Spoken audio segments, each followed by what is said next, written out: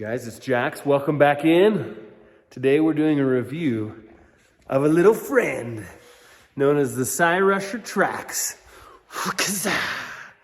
Now today I'm going to do this review video just like every other review video that you find on the internet. There are literally 10,000 of them that would say, this bike has brakes. Oh yeah.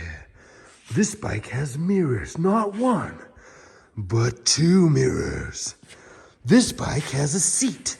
How novel. A seat. They put a seat on a bike. This bike has a handlebar. Ho, ho, ho. Merry Christmas. This bike has a tire. I'm not going to do that because you can find, and I'm not trying to make fun of all the other review videos that are out there, but it's just not really my flow. I'm not real great on like specific little intricacies, like there are 13.1 pounds of argon neofly floof juice in these gas shocks. I don't know that stuff, but I want to show you guys how capable this bike is. I'll give you a brief overview of it, and then I want to show you. It has been two things. It's been really powerful and really comfortable, and I'm going to go over this, point out a few of the highlights of it, and then just show you around a little bit with it. This bike has pedals. All right, y'all, we're here with Main Man Fred. Weed Man Weeds, as we like to call him. Yep. He's turned into the e-bike master, would you say? Yep. That's me. He's gotten real good at putting stuff together for me. In the shop, Freddie actually excels over in this cage right here. This cage, you guys, is full of all my tire changing stuff for the semi-trucks. And Freddie has gotten really good. To the point where your kids are like you need them, right? For example, when I bring a semi in here and I gotta change a bunch of tires, like I gotta have Freddie over here helping me, otherwise the job takes twice as long. So when this e-bike arrived, put that on Freddie's shoulders. And he's like, yeah, this would be great. So Frito, when the Cyrusher showed up, what's in the box? Well, you got like pretty much the frame and this back tire on it. That's all connected already. Yep. So you don't have to worry about assembling any of that. Nope. Comes up to here. Front wheel? Front wheel is separate. You have to put that on by yourself. Okay, which means you gotta line up the disc of the brakes with the little caliper deal. Yep. Okay.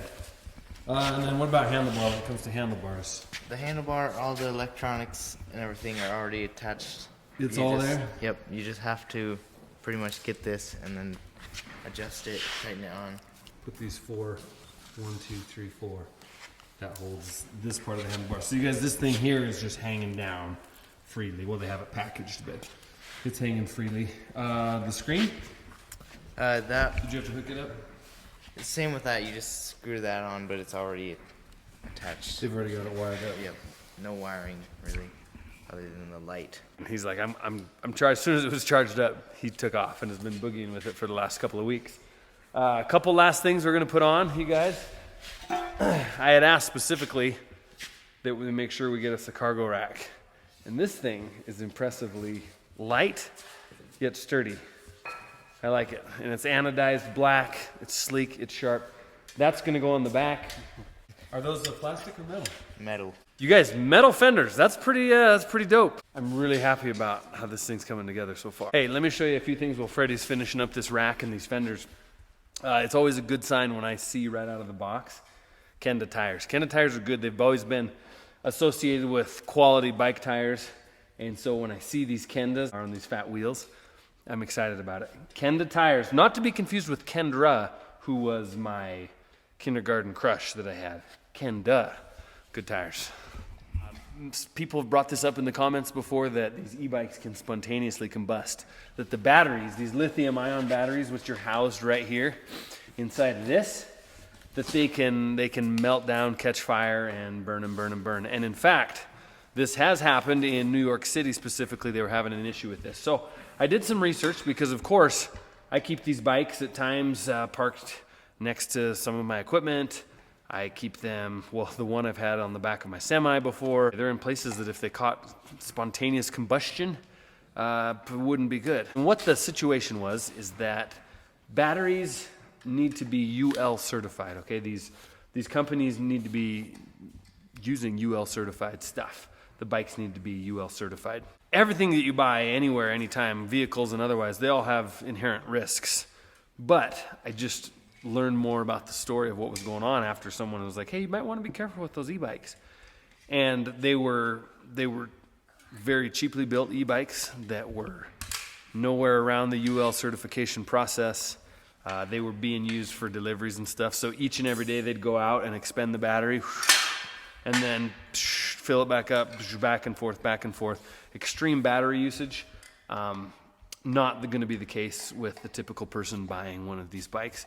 You're going to be using these for recreation and maybe some light transportation versus running the snot out of them every day, day in and day out. UL certifications, make sure you're good to go.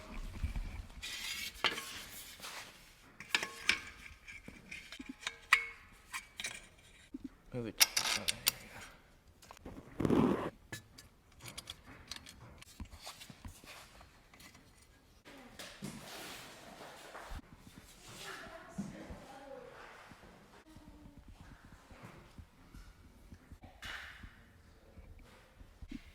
Don't mind the current battery to mileage ratio.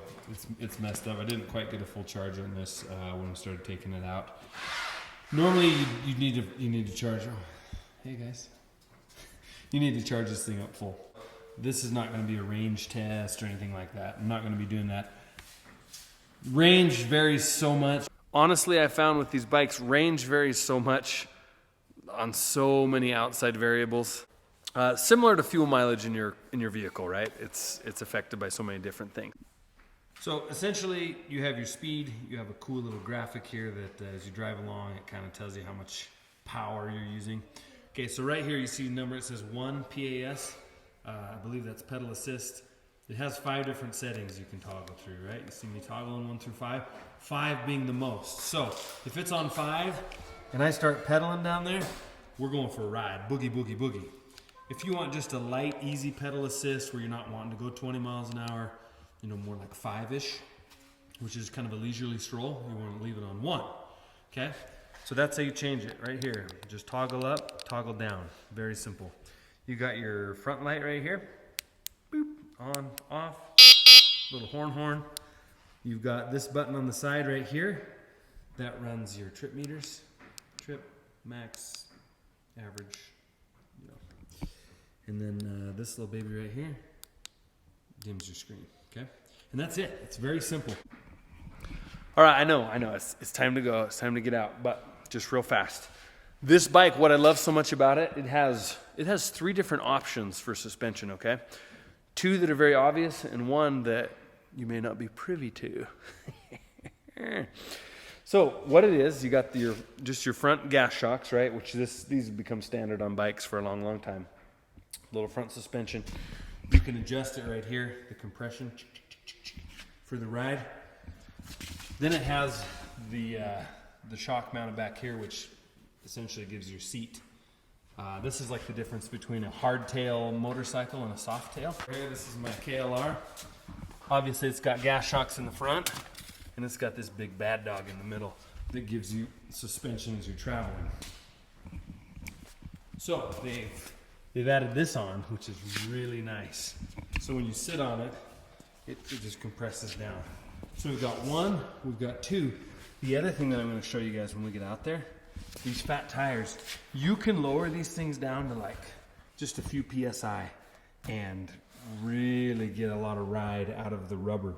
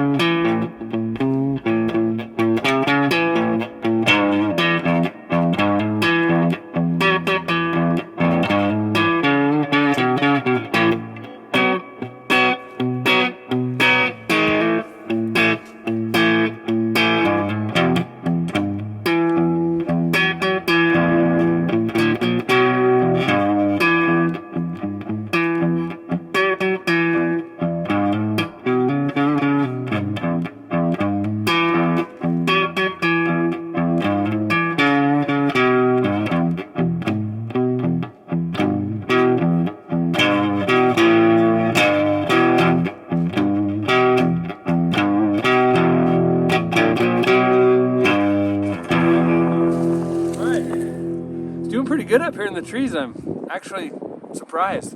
It's got enough power that when you do pedal, it really assists you up some of these hard pulls. And the ride has been great. It hasn't bucked me off yet. So I'm gonna go ahead now and I'm gonna let some air out of these tires. I'm gonna back them way down, see if I can get some more flotation for bumping over these logs and stuff.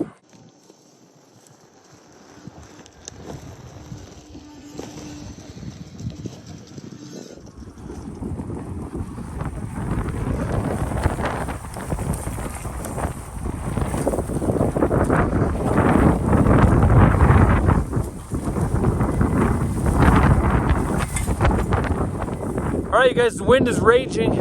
It's time to get back in. I'm gonna do it like a trick pony style.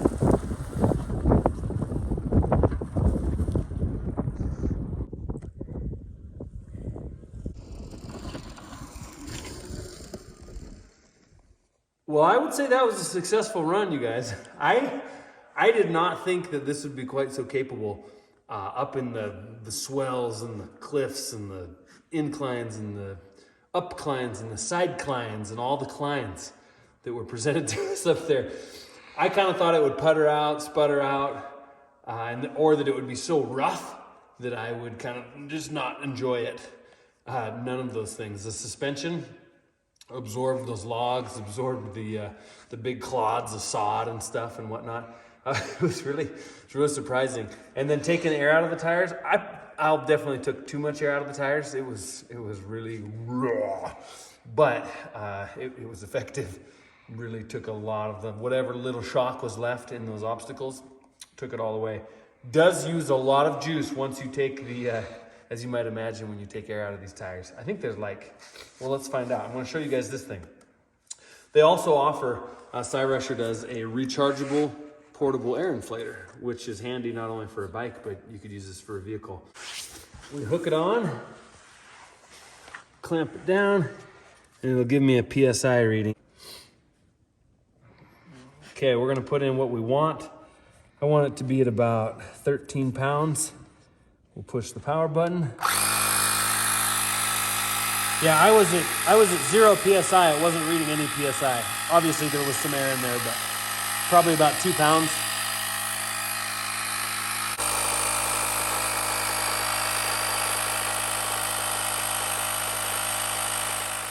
That's pretty handy. That's pretty cool. I see too that on the bottom it has a USB output. The little input is for charging. The output is for any USB devices you might need. Not a huge output, just a 1 amp little output. Has me wondering, can this thing charge itself? That'd be funny. All right, y'all, that's gonna do it for this Cyrusher TRAX. Love it in white. It's sturdy, it's robust. I thought that we might bust it out there, but we didn't. It held up really well. You guys, this is my favorite feature right here. This suspension that suspends the trailing arm. It made for a really nice ride. Really nice ride. And I didn't mention earlier, it is a step-through model. For those of you that are a little bigger, a little older, whatever the case may be, you don't have to swing that leg up over the typical crossbar that's up high with this model. So if you want to check it out more, of course, there's a link in my description for the Cyrusher TRAX. Enter promo code WILD-WILD-WEST. And you can get yourself 15% off on this deal. These bikes, they are expensive, but I am finding that they do save me a lot of firing up the pickup to drive around. So till next time, Blue, what do you say, buddy? You guys be good.